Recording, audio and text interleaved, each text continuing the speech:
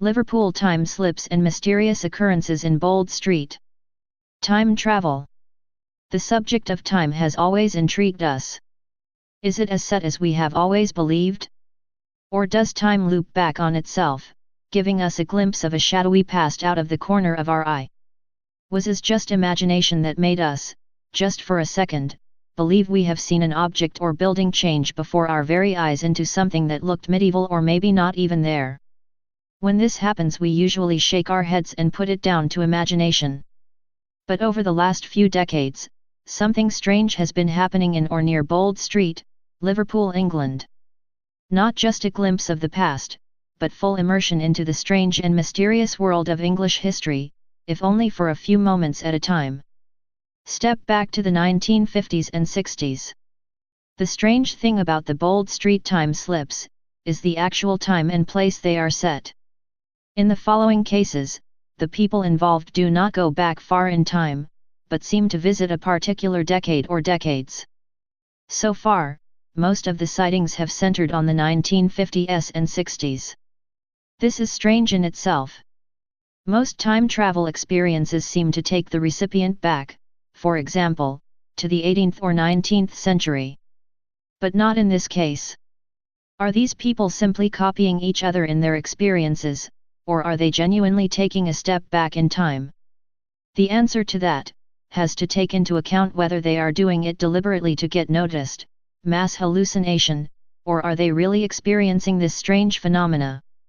And of course the most important point is, the first person that had this experience, obviously totally believed in what he saw, heard, and felt. So, does time flow like a river? Or does it twist and turn, going forward then sweeping back, picking up historic events and placing them down in front of you, if only for a few moments? Let's talk about our first case. Frank and Carol. In this first tale, Frank set off with his wife to go shopping in Liverpool back in 1996. His wife decided that she wanted to go and buy a book at Waterstone's, the large bookstore, and they started to walk towards the area of the shop. As they approached Bold Street, Frank decided to go to another shop first, but bumped into a friend, and stopped to chat in the street.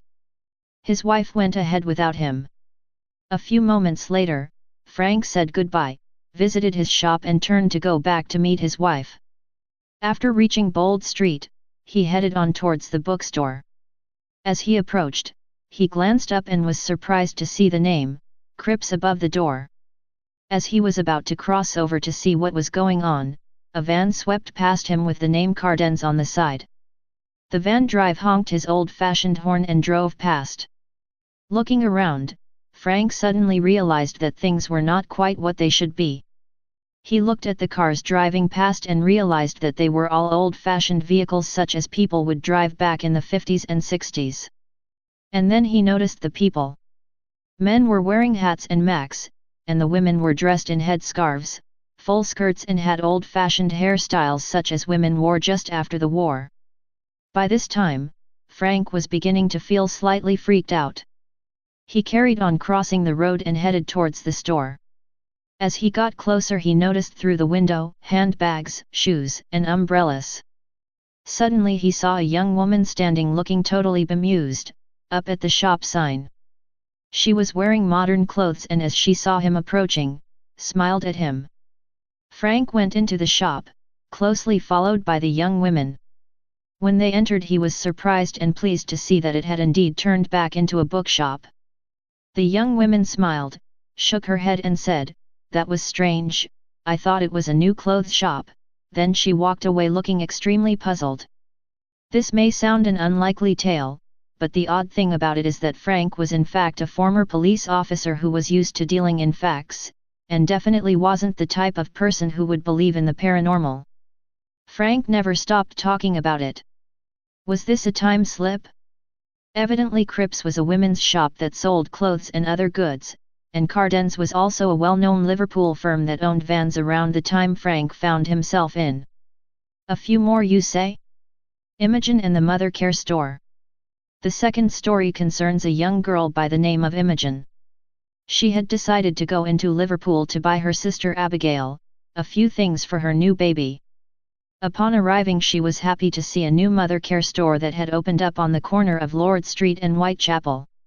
She wandered around the store, and picked up a few baby items such as cardigans, baby bibs, and gloves. She was surprised to see how cheap the items were, but thought they were on offer as the store had just opened. Taking them to the counter, she tried to pay with her credit card. The staff member looked at her suspiciously, and went off to get the manager. When she came back, she looked at the card and told Imogen that they didn't take cards. So, disappointed, Imogen went and put the items back as she hadn't any money with her. When she got home, she told her mother what had happened. Her mother was surprised and really puzzled. "That store closed years ago," she said. "There is a bank there now, in fact that's where I have my account." Not believing her, Imogen took her mother back to the same place the next day. Sure enough, the store wasn't there. It was a bank, just as her mother had told her. A thief goes back to 1967. The third tale is of a young man named Shaun, who, while shoplifting in Liverpool back in 2006, ran away from a security guard and headed down Hanover Street.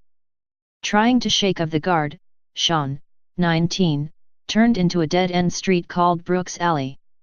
By this time he was out of breath and started to get a tight sensation in his chest. He soon realized that actually it wasn't a problem with him, but the atmosphere around him. He waited for the guard to come around the corner after him, but he never appeared. So, thinking he had given him the slip, he sauntered back out and started to walk down Hanover Street again. But he soon realized that something was wrong. The road looked different, and so did the pavement. He noticed cars driving by that looked very old-fashioned, and the roadworks that he knew were there, were now gone. Soon he saw that the people around him were wearing strange clothes. Crossing over to Bold Street, he noticed that there were traffic lights where there weren't before, and bushes growing around the Lyceum, near a bar that he recognized. He carried on walking, realizing that actually something was really odd. Then he began to panic. He realized that somehow he had stepped back in time. And the time slip was not going away. Then he remembered his cell phone. Taking it out of his pocket, he tried to get a signal, but of course it didn't work. Eventually he began to really panic, but spotted a kiosk selling newspapers and headed over. Leaning over the stand, he took a look at the front page of the Daily Post. There in bold lettering was the date. May 18, 1967. He wondered what to do. What happens if he can't get back to his own time? What about family and friends? So, speeding up his pace, he reached H. Samuel the jeweler's, and tried his phone once again. This time it worked. Sighing with relief, he looked around and realized that he had returned to the present. But the strange thing was, he could still see, down the end of the road, people still walking around in 1967. By this time Shaun had seen enough, and dived onto a bus to go home. When he was interviewed by the local newspaper later, he stated over 4 times, the exact account. Now, you may think that Shaun was making the story up to escape from the guard. But the strange tale didn't end there. When the security guard was interviewed, he stated that when he ran after Shaun, and turned down the dead-end alley after him, he said that Shaun had completely disappeared. When the newspaper checked out the facts of Shaun's story, they found that everything he said was historically accurate. These 3 stories are just the tip of the iceberg.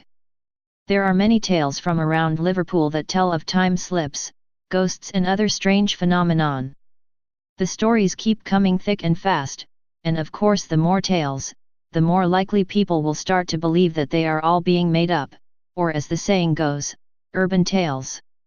So, what do you think? Real life time slips, imagination, mass hallucination, or purely tales that have started out as fun but have turned into the greatest urban legends of all time. Sounds like something is going on across the pond. Stay paranoid, my friends.